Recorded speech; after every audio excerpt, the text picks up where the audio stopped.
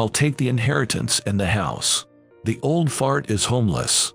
While on an overseas assignment, hearing about my father's sudden death and hurried back home, only to be greeted with scornful laughter by my wife and daughter, who said so disdainfully.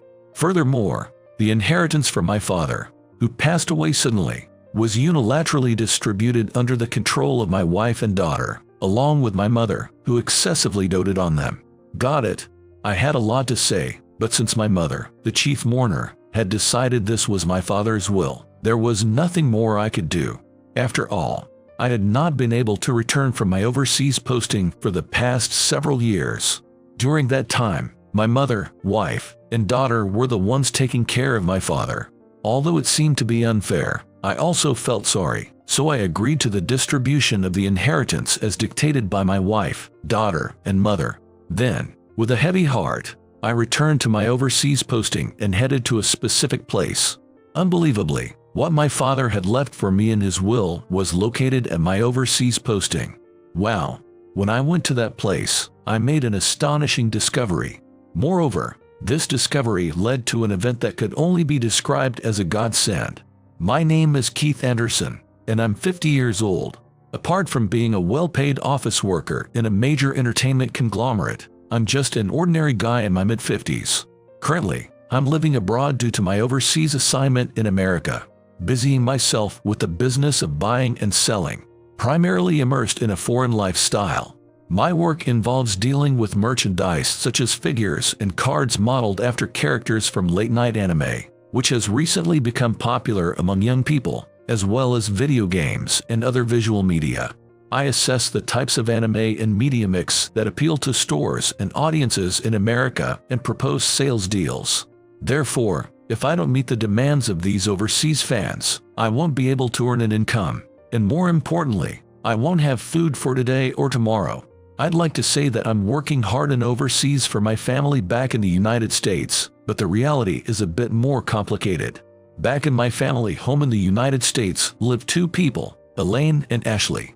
Elaine is my wife, 5 years younger than me, and Ashley is our daughter, now in her 3rd year of high school. Elaine is stunningly beautiful, fit to be an actress in a TV drama, and Ashley, inheriting her mother's beauty, is popular among both boys and girls at her school, never lacking company. I'd love to say I'm proud to have such a beautiful wife and daughter, but sadly, I can't say that because they've turned out differently than I expected. This was evidenced by what happened tonight when I made a video call to my home in the America. What do you want? I have an assignment that needs to be finished by tomorrow. If you have something to say, make it quick. Ashley's face on the video call looked as if she was looking at a venomous insect, clearly showing her disdain. Ashley, it's my folly for not realizing that you were busy, but isn't that a bit harsh? Your father is calling because he's worried about you. Huh? Worried? That's just unnecessary. Don't start playing a concerned father now when it's convenient for you. Ashley unhesitatingly hurled heartless words at me. I felt a pang in my heart at my daughter's disrespectful attitude, but this wasn't the first or second time it had happened. So you were saying even me checking if you're eating properly or going to school is annoying to you? Yeah, it's annoying. I'm 18 now, and next year I'll be a college student at a prestigious university. I'm not a kid who needs to be fussed over and worried about to that extent. Hey, what do you mean by addressing your parent as you? And I don't remember being so persistent with emails or calls to you. I couldn't help but raise my voice in response to such remarks. But Ashley just twisted her face in even more annoyance and spat out at me. Heck, fine, whatever. Creepy. Anyway, I'm busy right now. I don't have time for you, and I don't want you stealing my precious time. Hey, Ashley, what's with that way of speaking? What I really want is for you to stop. You should just continue being a father, rotten or not, and do your job. As for me, I'll live my life the way I want and enjoy my day. With that, Ashley clearly didn't want to deal with me anymore and hung up the video call. As for me, all I could do was gaze blankly at the screen of the video call, which had now gone dark. And today, once again, I found myself asking the same questions I had forgotten so many times. How did it come to this? When and where did Ashley change like this? What troubled me even more wasn't just about Ashley. Elaine, too, had started to show the same kind of dismissive attitude towards me, just like Ashley. As proof of this, after my conversation with Ashley, I made a video call to her. Elaine, do you know something? Why has Ashley been treating me so coldly lately? I asked Elaine over the video call, but she looked at me as if I were a venomous insect, just like Ashley had, and retorted sharply. I don't know. After all, she's 18 this year and at an age where she wants to decide her own way of living. Maybe she's upset because you, Keith, keep intruding too much. Hold on a second. When have I ever been intrusive with Ashley? I only call or email once a week to ask if she's having any trouble at school, if she's eating properly, and about her general well-being. That's it. But Ashley sees me as an enemy, treating me with the disdain and harsh words you just heard. That's why I'm saying, I don't know anything about it, and I can't give you an answer. Instead of wasting time on such fruitless things, maybe you, Keith, should focus on your work. Elaine seemed like she didn't want to be involved in this issue at all, or rather, she appeared reluctant to even talk to or see me. That's when I decided to confront her with a question that had been bothering me for a while. Hey, not just now, but even before I left for this overseas assignment. Weren't these kinds of issues becoming more frequent? What do you mean by this kind of thing? I'm talking about you and Ashley treating me like this, and about the two of you going out without telling me. When was the last time I went out with you guys before I left for my overseas assignment? It's been quite a while, right? When I asked, Elaine played dumb in an exaggerated way. What are you talking about all of a sudden? We used to see each other every day at home before you went on your overseas assignment. Even so, you used to treat me like you did just now, hardly ever having a proper conversation. My colleagues' families seem to get along much better. Every family has its own way of doing things. Ashley is going to be a college student next year at a university she admires. It's a tough period for her, including her determination, and I'm busy taking care of her in your fill. I understand that it's lonely because of the overseas assignment, but you should think more about giving us space. Elaine unilaterally said that, and then hung up the video call. It seems Elaine is also avoiding and disliking me. There must be some reason, but it's highly unlikely that I'll hear it from either of them.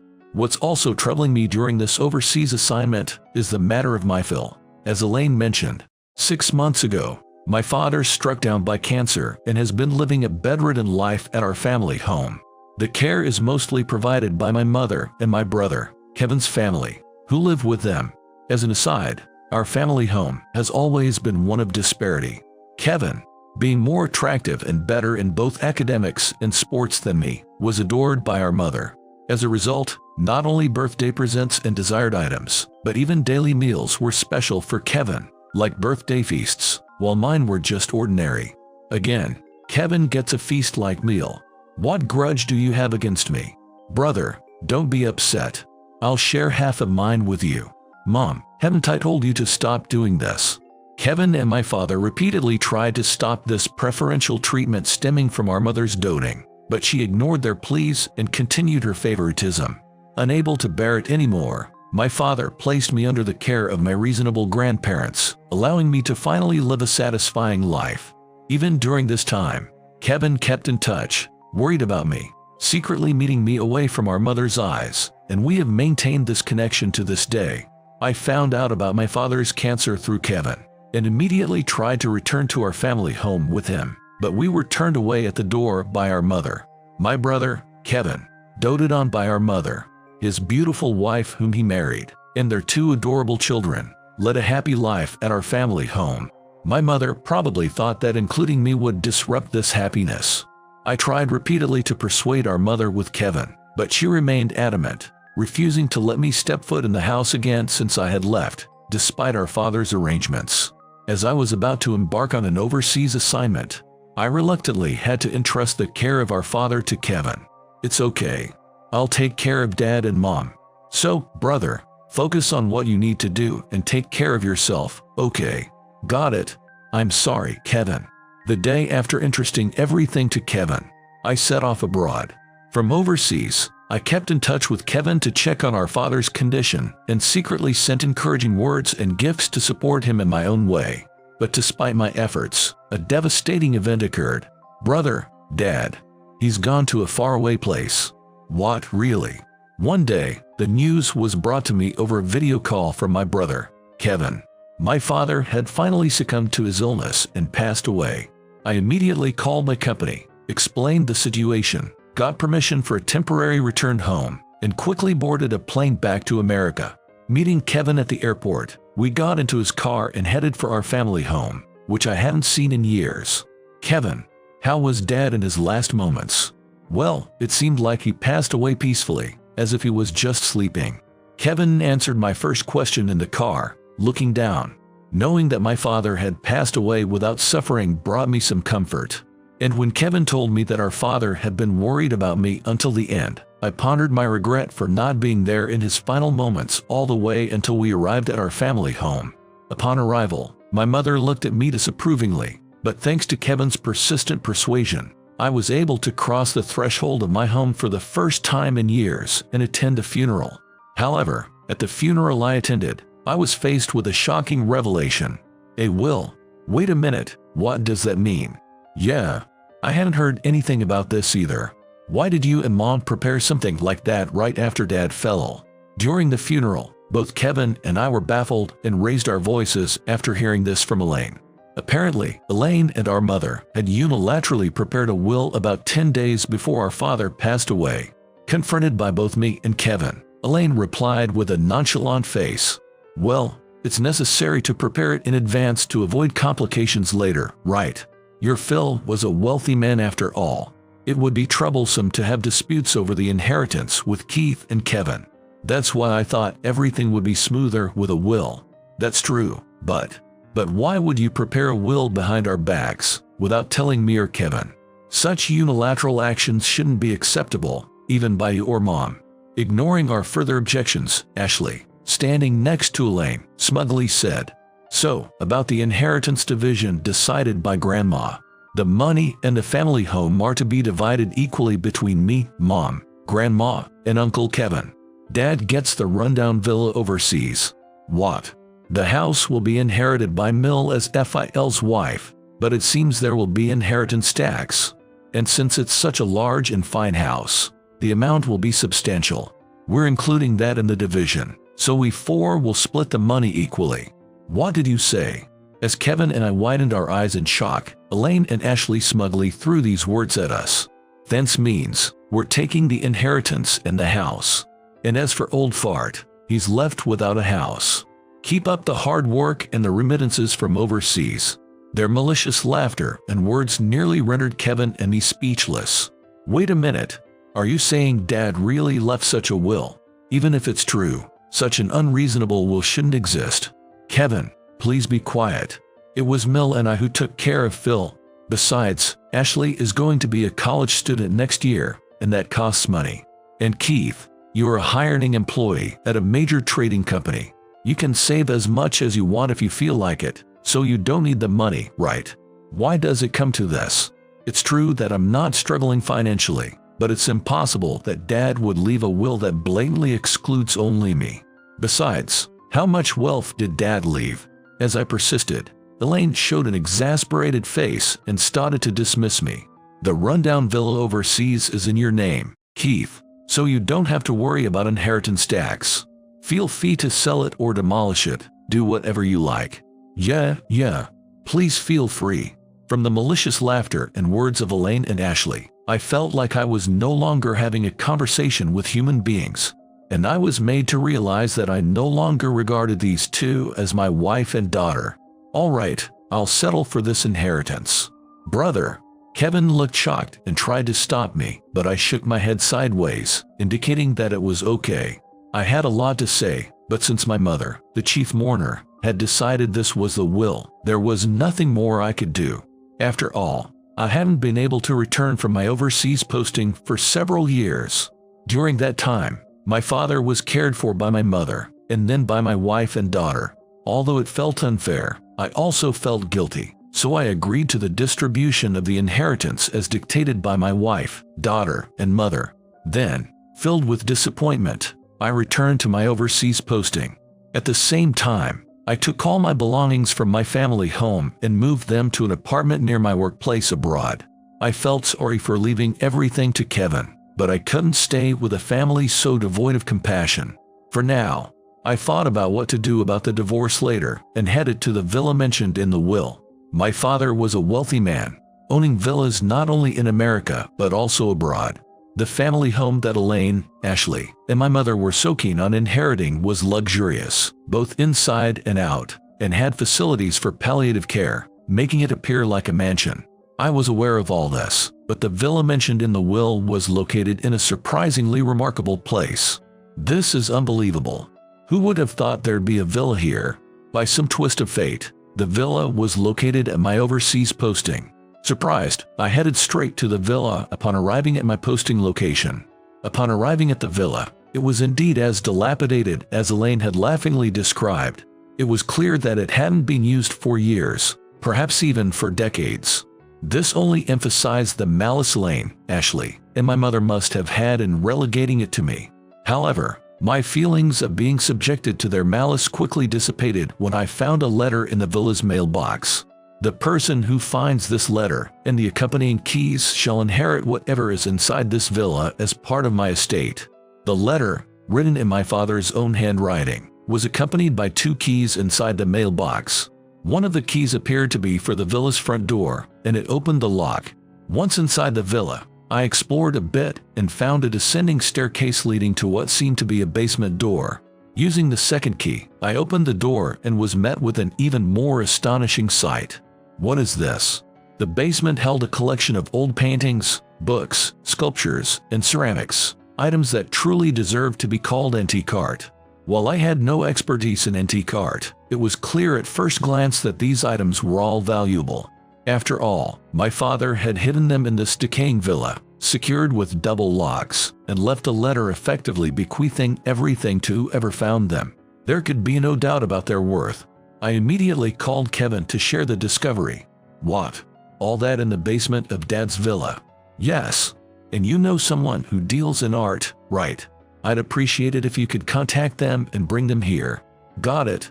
It might take some time to make arrangements, but I'll come there with him. I also have something I want to talk to you about. Leaving that intriguing comment, Kevin hung up.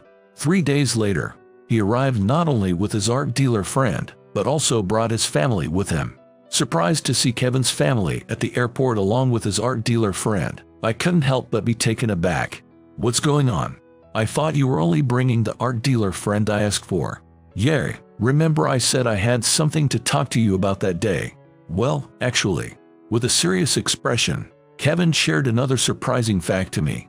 2 months after Kevin's arrival, I received a furious call from Elaine and Ashley. Ready to settle things, I confronted them over a video call for the first time in 2 months. What do you think you're doing? Hooting Files overseas inheritance all to yourself, and selling off that inheritance without consulting us. Are you that desperate for money? It seemed they had somehow caught wind of the villa's story abroad. Disgusted by their blatant greed, I sighed and responded, "There's nothing arbitrary about it. That villa was in my name, and more importantly, you two were the ones who said I could do whatever I wanted with it. We meant you could do what you wanted with a rundown villa and the junk in it. We also have rights to inherit the antique art." Elaine argued over the phone, with Ashley could be heard in the background, noisily agreeing with her. Such typical nitpicking from them, I thought, sighing once more. In reality, Kevin's art dealer friend had appraised the art in the villa's basement and found that each piece was of high rarity and value. Essentially, they were now demanding a share of the treasure trove found in the villa's basement. But more importantly, Elaine, I heard from Kevin that you, Ashley, and Mom inherited $1.5 billion each from the $6 billion inheritance. Plus you got the family home. And you're still saying you need more money. Don't be ridiculous. I have various expenses, including Ashley's tuition, especially the maintenance costs for the house. Maintaining such a big house costs about $400,000 a month. And what about the remittances? It's been 2 months since the last one, and you haven't sent anything. The remittances. That was indeed another issue, I thought, as I responded to Elaine's brazen question. Why do I need to take care of you two from overseas, especially after being practically divorced and kicked out? And considering you already inherited 1.5 billion yen each. What are you talking about now? You're my father and Mom's husband. Isn't it a parent's duty to provide for their child's education through college? Well, in a normal family, yes. But you, Elaine, and Mom, without consulting me or Kevin, prepared the will, effectively divorcing and disowning me, and monopolized the inheritance. Besides, I took a breath here, revealing the first trump card. The villa you so eagerly passed on to me, given its severe dilapidation, is not usable, so I've decided to demolish it and sell just the land. The cleanup and demolition of that villa cost a significant amount. What? What are you doing? The inheritance tax was paid by Mill. Yes, but that was Dad's money. Shut up. You can't just do whatever you want without telling us or Mill. If you're going to monopolize it, then it's a lawsuit. We'll sue you. Elaine shrieked in a high-pitched voice, seemingly hitting a nerve with my statement. Even if we were to pursue such a lawsuit, there's hardly any chance of winning. According to Kevin, it seems that my mother, Elaine, and Ashley managed to squander most of their inherited 1.5 billion yen each in a month of extravagant living. Realizing that Kevin's family had left them due to their frivolous behavior, the trio panicked, especially since there was no one left to work and contribute financially. Moreover, they became even more desperate when they realized that my remittances had ceased for 2 months. In a hasty attempt to recover, they turned to investing, which spectacularly failed, leaving them with significant debts. Now, unable to afford Ashley's tuition, the maintenance of the family home, or even their living expenses, and burdened with debt repayments, they were on the brink of losing the house and facing financial ruin. The villa and its land were officially my property. Mother, Elaine, and Ashley had mistakenly thought the villa housed only junk, but since they had given me permission to do as I pleased with the antiques, I had no guilt in my actions. Still, Elaine and Ashley kept clamoring for money over the video call, so I decided it was time to reveal my next move. The reason I stopped the remittances isn't just that. I know about you, Elaine. You're in a relationship, right? With Ashley's real father. What? As I revealed this, Elaine's face contorted dramatically, and Ashley looked like a deer caught in headlights. Ashley, you're 18 now, so it's about time you were told the truth. You're not my child. You're the daughter of Elaine's ex-husband, her lover from an affair. What? Ashley reacted with a loud gasp of shock, her gaze shifting between confusion and suspicion as she glared at Elaine. Elaine looked flustered, her eyes darting between me and Ashley. Ashley wasn't a child born to Elaine and me, but Elaine's child from a previous relationship. I married Elaine 15 years ago when Ashley was just 3 years old. Elaine had told me that Ashley was her daughter with her ex-husband, whom she described as a terrible man. She claimed she had left him to protect Ashley. Being young back then, I sympathized with Elaine and Ashley, deciding to accept them as my family. Initially, I thought Ashley's unwillingness to open up to me was because we weren't blood-related, but I tried to accept her attitude, believing she was a child with a painful past. However, as Ashley grew up, her behavior towards me worsened, and Elaine, taking advantage of my leniency, also started to show her true colors more each day. Moreover, Elaine and Ashley became adept at ingratiating themselves with my mother, and not satisfied with just my earnings, they began to freely use the money from my family home as well. As I went on my overseas posting, you and Ashley started getting bolder, leading to the current mess. That's when Kevin did some digging. He found out you were secretly cozy with your ex-husband, Elaine, spending my money on him. He also discovered how you and Mom conspired to siphon off the inheritance. What? Kevin? Elaine and Ashley widened their eyes in shock at my words. Kevin had long harbored suspicions about the strained relationships within our family, and attempted to subtly inquire about it, only to be laughed off and misled by Elaine and Ashley. After much internal conflict and not wanting to break up the family, Kevin finally hired a private investigator on the day of the inheritance dispute. They revealed that Elaine's relationship with her ex-husband was still ongoing. They also uncovered that Elaine had been using me as a convenient ATM, planning to eventually discard me and introduce Ashley to her real father. Well, I've been thoroughly deceived. The story of how you and Ashley fled from your abusive ex-husband was all a tear-jerking lie, and you approached me because I was a man with good earnings, right? No, Keith, that wasn't my intention. It can't be true that I'm the daughter of her ex-husband. Unprepared for the revelation that her secret with her ex-husband, Ashley's real father, had been uncovered, Elaine started to panic. However, the one most shocked by this revelation was Ashley. "Mom, is that why you never talked much about my dad? Telling me since I was little that this man was a good-for-nothing old fart, only useful for his money. Was that all for this reason?" "No, Ashley, that's not it. I didn't teach you those things just to use you. I did it thinking about you as a mother and as a woman. Thinking about me. Don't joke. If you really thought about me, why didn't you tell me about my real father? Why did you let me live this lie of a family life, only to leave me feeling so miserable? Miserable. I never thought it would turn out like this, and it's not all my fault. You're forgetting the favor of being raised and taken care of by me for 18 years. Despite my presence in the video call, Ashley and Elaine started a physical and ugly fight that went beyond verbal abuse. Watching their absurd display, I couldn't help but laugh. Even though I was deceived by their sob stories, I had spent money and time on these people. Thinking about it now, I found it more amusing than infuriating. But I had absolutely no intention of continuing to entertain this charade, so I quickly set out to resolve matters. Sorry to interrupt your little scene, but have you seen the divorce papers and demand for compensation I sent the other day?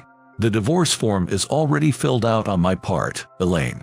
You just need to sign it and submit it to the municipal office. Also, I've enclosed the business card of my lawyer, so any further communication should be done through them. What? Divorce papers? Compensation? Wait a minute. Are you saying you're divorcing Mom? What about the remittances? After receiving the infidelity information from Kevin, I had sent the divorce papers and the certified letter, but it seemed they either hadn't seen them or had chosen to ignore them. I thought about contacting my lawyer in Japan to handle it, while they were in a panic over the video call. That's none of my concern anymore. Once the divorce is settled, I have no intention of providing any further support or remittances. I refuse to waste any more money or time on you. But wait, why are you suddenly being so harsh? I'm going to college next year, and it's going to cost a lot. Uncle Kevin has left, and now you're abandoning us too. We're going to be completely stranded. That's right. We've been a family for 15 years. You have some responsibility here.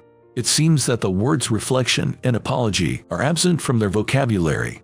Continuing the conversation felt futile. It didn't even seem like speaking with rational people and was only worsening my mood.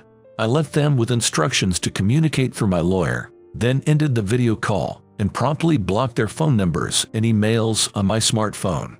My next step would be to find time to go to a mobile phone store overseas and plan to change my device. Afterward, I completed the divorce process for my lawyer in America without ever meeting Elaine and Ashley again. I also unhesitatingly filed for compensation against both Elaine's lover and her ex-husband, who were involved in the affair. Elaine, Ashley, and my mother ended up unable to pay the maintenance costs for the house and incurred more debt due to the compensation I demanded, resulting in them losing the house. Now, they apparently live in a shabby apartment in poverty. Elaine and my mother, shocked by the losing their home, refused to work and spend their days crying, while Ashley, who neither pursued further education nor employment, resents them, blaming them for her inability to study. They often quarrel so loudly that they receive complaints from neighbors. Although they were once my family, I couldn't help but feel embarrassed by their behavior, which had become a nuisance to others. Going back to Kevin and his family, it turns out that their move overseas was due to him accepting a transfer from his company. The opportunity arose when his wife and daughters, excited at the prospect of living abroad, eagerly insisted on going. Now, Kevin's family lives near my apartment, and they lead a fulfilling life, balancing work and personal time while maintaining a close relationship with me. Though I've lost my mother and my own family, I feel happy with my current life, thanks to the support of Kevin's family, who have been there for me, and my colleagues also on overseas posting. This network of support has been invaluable, giving me a newfound sense of family and community for which I am profoundly grateful.